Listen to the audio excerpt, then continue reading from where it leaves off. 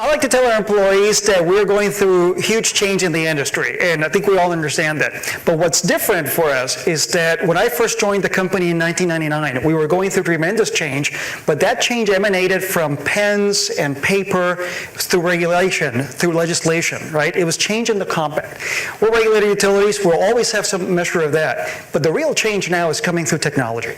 And technology is driving this, and it's real, and it's technology that's transforming not only the grid and making it a smart grid, but it's technology that's giving customers choices.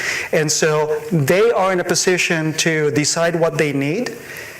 They also in a position to decide what they want. Maybe things that they don't necessarily need, but they want them, and it's our job to facilitate their ability to get those. And so here's a couple of sound bites on that.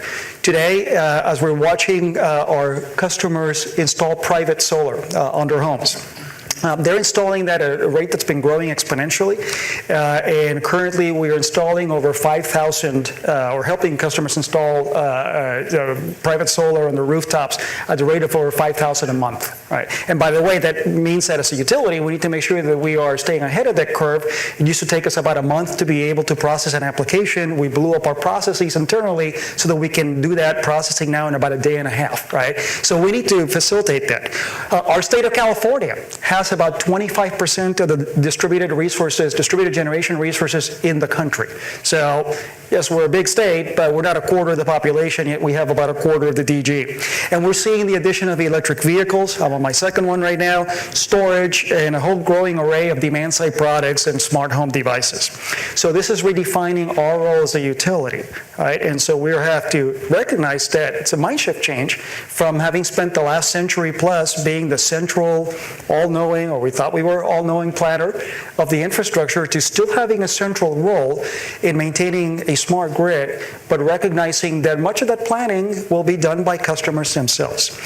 So one of the central questions there is who should operate the grid?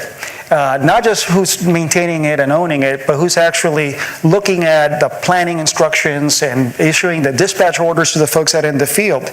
And we at SCE view that role of the distribution system operator, as some have called it, is a natural part of the utilities function, because we have a real close interplay between our distribution control rooms and our crews in the field, and because the topology of the distribution system is changing constantly. And that makes it a little different from the bulk power system, which is more easily separable.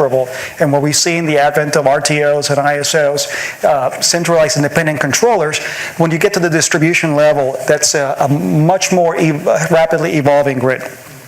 So as we look at what that role entails, we know that we will need to make sure we're planning for future grid needs to maintain reliable and affordable service and safe service for all our customers, maintain that plug-and-play grid, and operate a market where customers can provide grid services, and to Congresswoman Walters' point, they can be compensated fairly. They must be compensated, but that needs to be compensation that's fair not only to them as the owners of the distributed resources, but to the rest of the customers who are going to be responsible for that bill.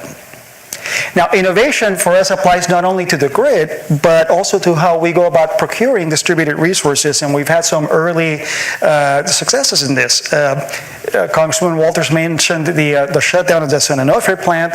In addition to that, there's a number of central station generation plant retirements that are looming in the next few years as California retires resources that use once through cooling. So that's led to the need to procure around a couple thousand megawatts of new resources in the Los Angeles basin.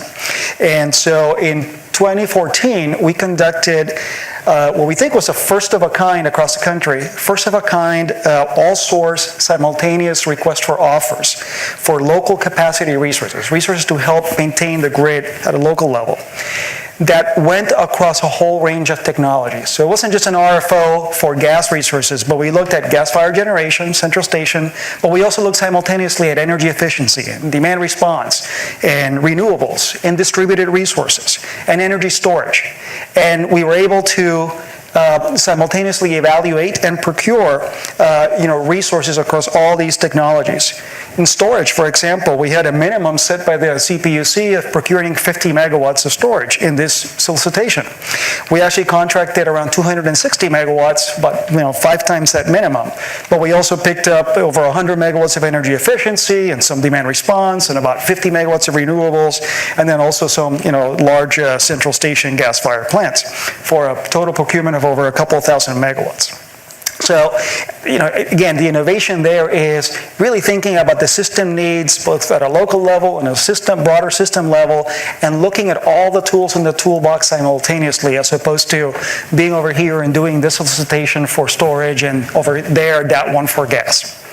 We need industry innovation to support new control systems and analytics. The scale of this is huge.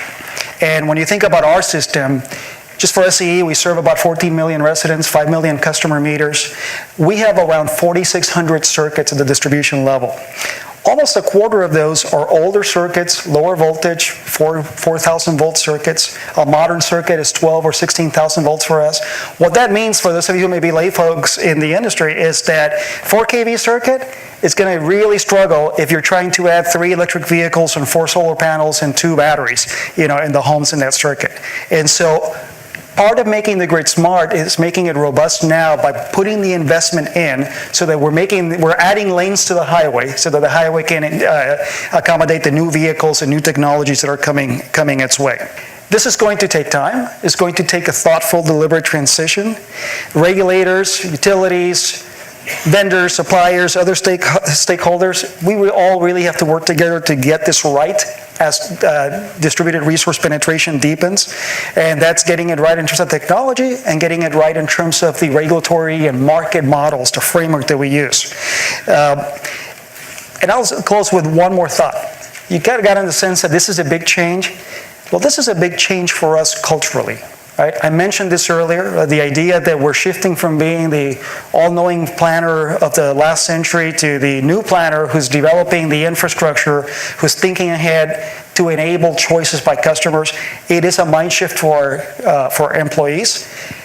Let's also be mindful, it's a mind shift for our regulators and their staff. We're all in this together. It's a learning curve for all of us, but I think it's going to be an exciting ride as we deliver the grid that can then help deliver customers' choices for them. Thank you.